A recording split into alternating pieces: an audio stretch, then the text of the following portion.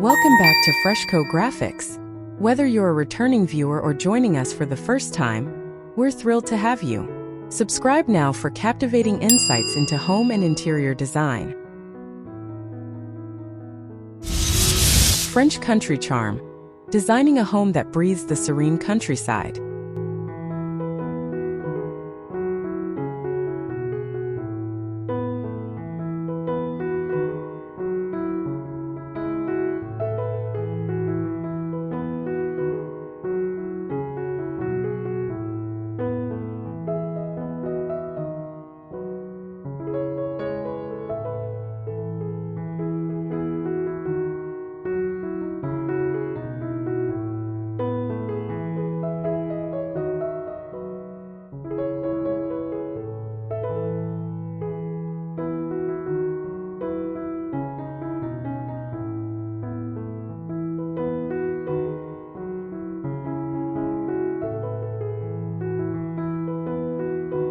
Let me paint you a picture of my dream French country house, nestled right into the serene countryside. The main wall color throughout is this gorgeous soft greige called Repose Gray by Sherwin-Williams. It's a true chameleon that shifts from warm beige in morning light to a cool, misty gray as the sun sets.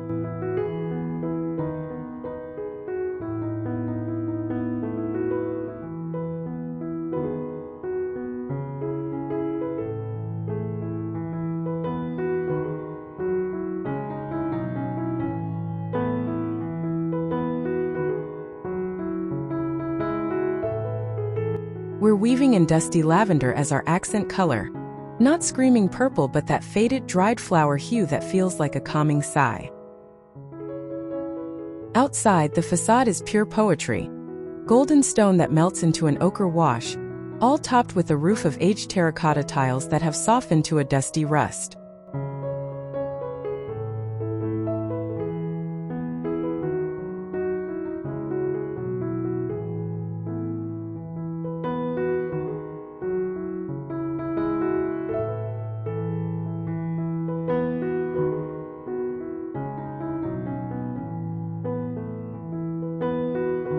Every room is designed to feel like a quiet conversation with the landscape, not a stiff museum piece.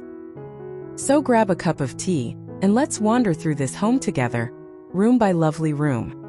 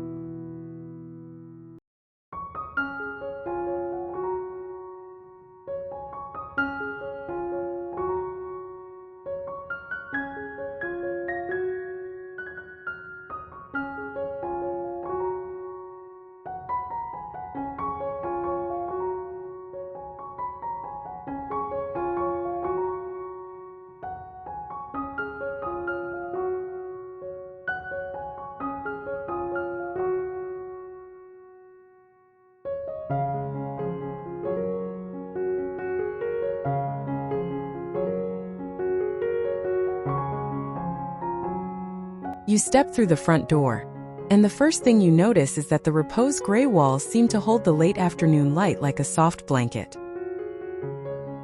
A weathered oak console table sits against the wall, topped with a single dusty lavender ceramic vase holding fresh sprigs of real lavender. The scent hits you instantly.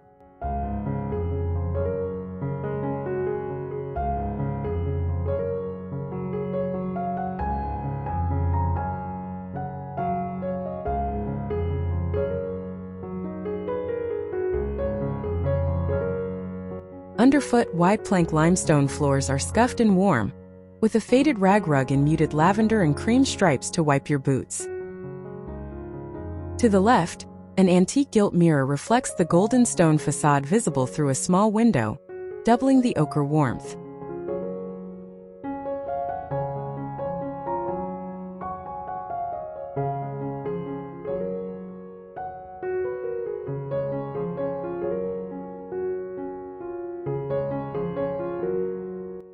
A A simple wrought iron hook rack holds a straw hat and a linen jacket, casually tossed like you just came in from a walk. The space whispers "Welcome home" without a single fussy word, and you already feel your shoulders drop.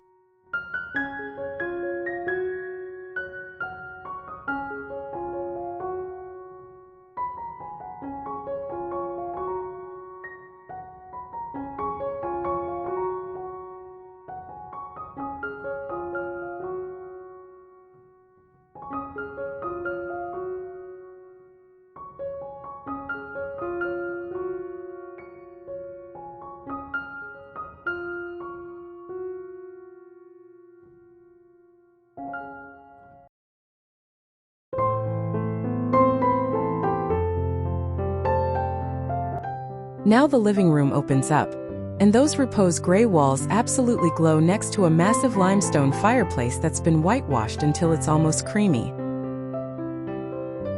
A pair of deep sofas in natural linen are piled with throat pillows in dusty lavender and a soft, faded olive green. Nothing matches perfectly, and that's the point.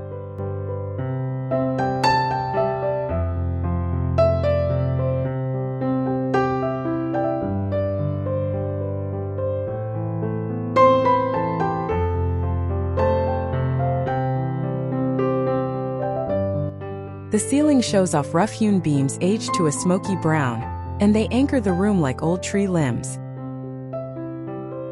On the coffee table, a chunky ceramic bowl holds dried lavender buds and a few river stones collected from a nearby brook.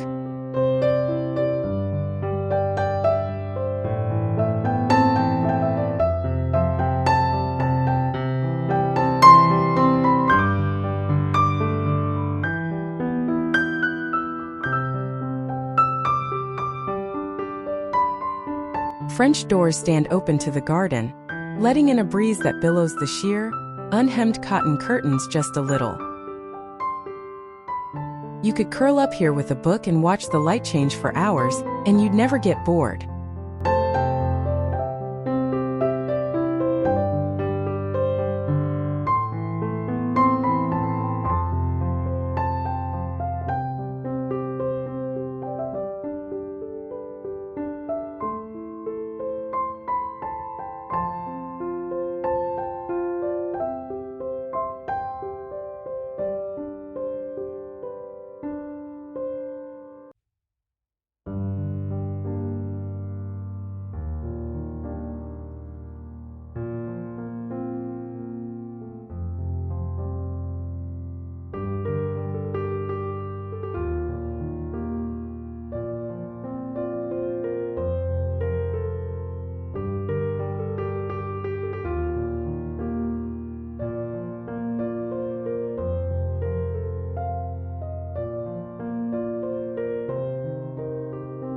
Upstairs, the bedroom is a quiet retreat where the Repose Gray walls take on a slightly warmer, taupe-like cast in the morning.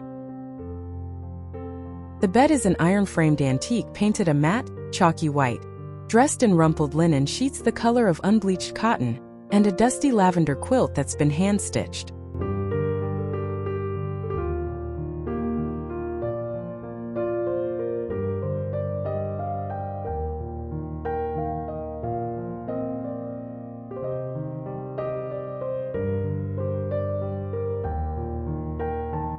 Two mismatched nightstands, one oak, one painted pale gray, hold simple brass lamps with cream shades that throw soft pools of light.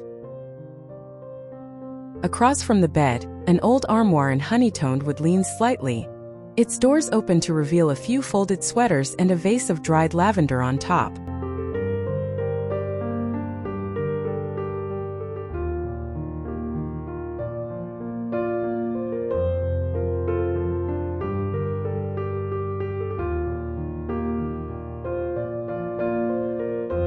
The windows face east, so dawn spills in gently, and the sheer lavender-tinted curtains filter it into something almost dreamlike. A single sprig of fresh lavender sits in a tiny glass bottle on the windowsill, and honestly, you'll sleep like you're floating on a cloud.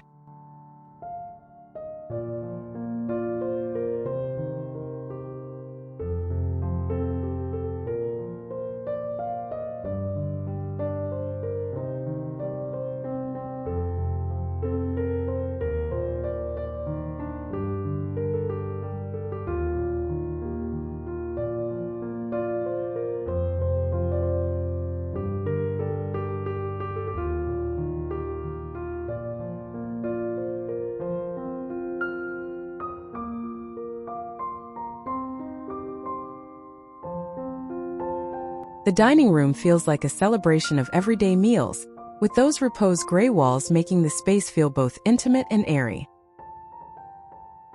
A long trestle table of reclaimed oak takes center stage, its surface scarred with the ghosts of 100 dinner parties.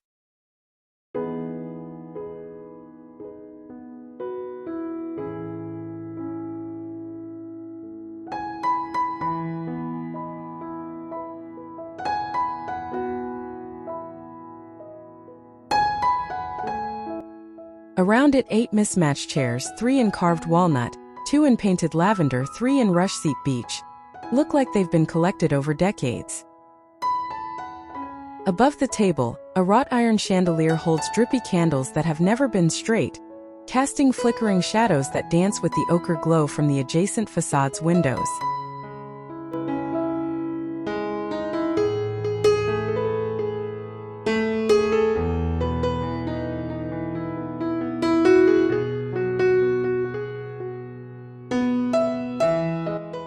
A dusty lavender runner runs down the table, uneven and hand-stitched, with simple stoneware plates and linen napkins tied with dried lavender stems. Open shelving on one wall displays chunky pottery in cream and lavender, and you can already hear the clink of wine glasses and lazy laughter.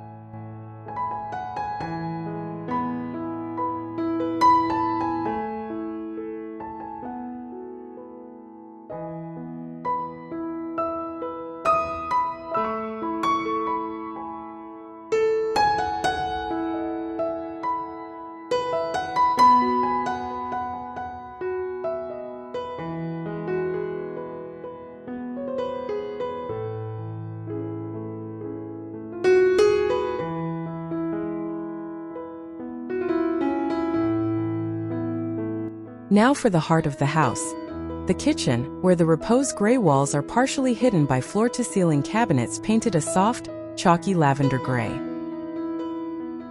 Counters are honed limestone with a buttery patina, and the farmhouse sink is apron-fronted in white fire clay, deep enough to bathe a small dog.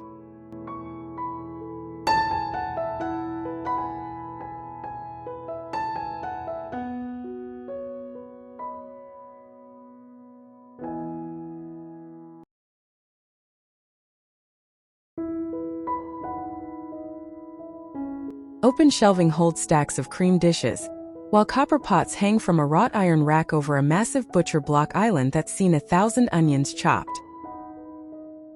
The range is a vintage La Cornue in pale ochre yellow, its brass knobs tarnished just right, echoing the facade's golden stone outside.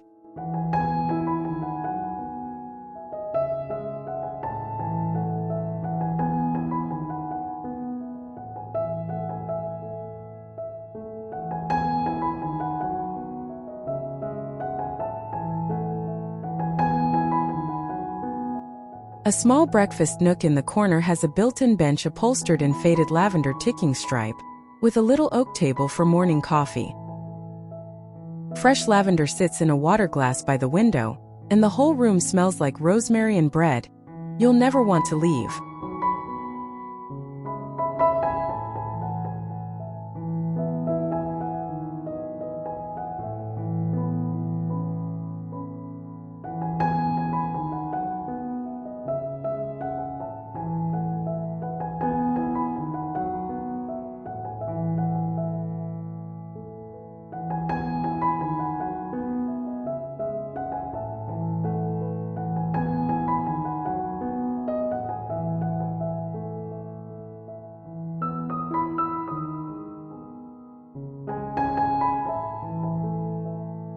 The bathroom is small and perfectly imperfect, with the Repose Gray walls taking on a steamy, humid softness after a bath. A clawfoot tub in aged white sits below a tiny arched window, and the floor is original hexagon tile in cream and the faintest lavender.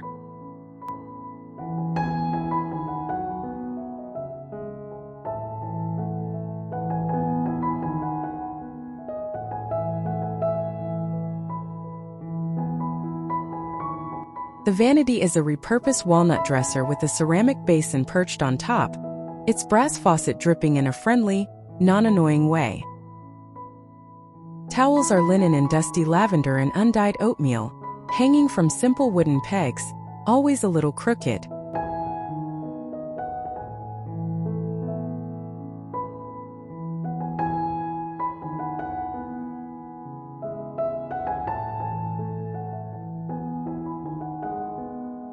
Above the toilet, a faded botanical print of lavender fields in Provence leans in an old gilt frame that's lost half its gilding. A single candle of lavender and beeswax burns on the windowsill, and honestly, you'll soak in that tub until your fingers prune.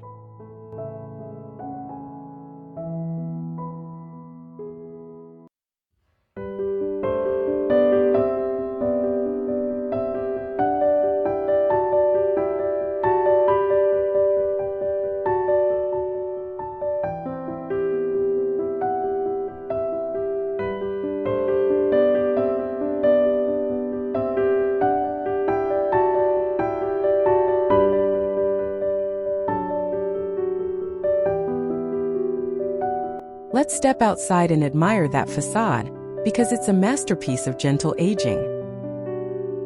The golden stone at the base catches the low sun and seems to glow from within, while the ochre wash above fades and streaks like watercolor run over canvas.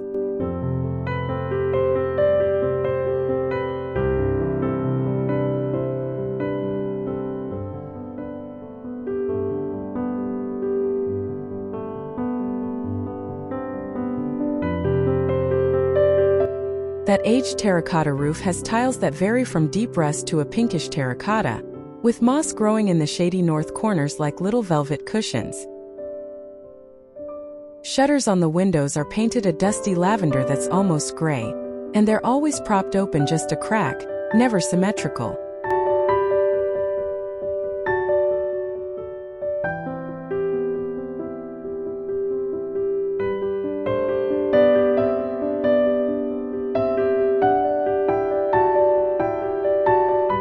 The front door is oak, studded with iron nails, and its pale blue paint is chipping in a way that looks completely intentional but probably isn't. Vines of pale purple wisteria climb one corner, and you can see where the stone has been stained by decades of rain. Flawed, real, and breathtaking.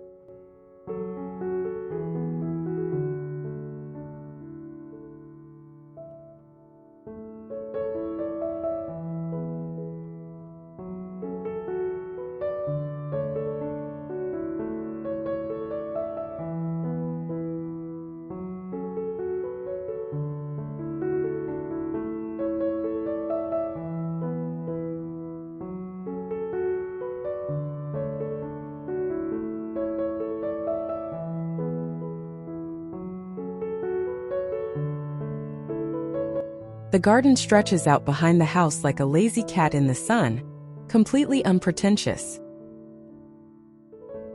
A flagstone path meanders past huge clumps of lavender, not just dusty purple but also white and deep violet, so you brush against them with every step.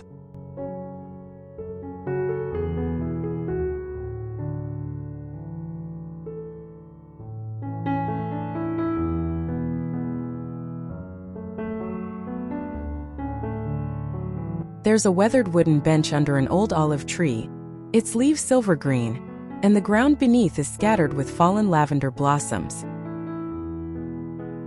A tiny potager garden grows rosemary, thyme, and sage in a jumble, with a few tomato plants staked by crooked bamboo poles.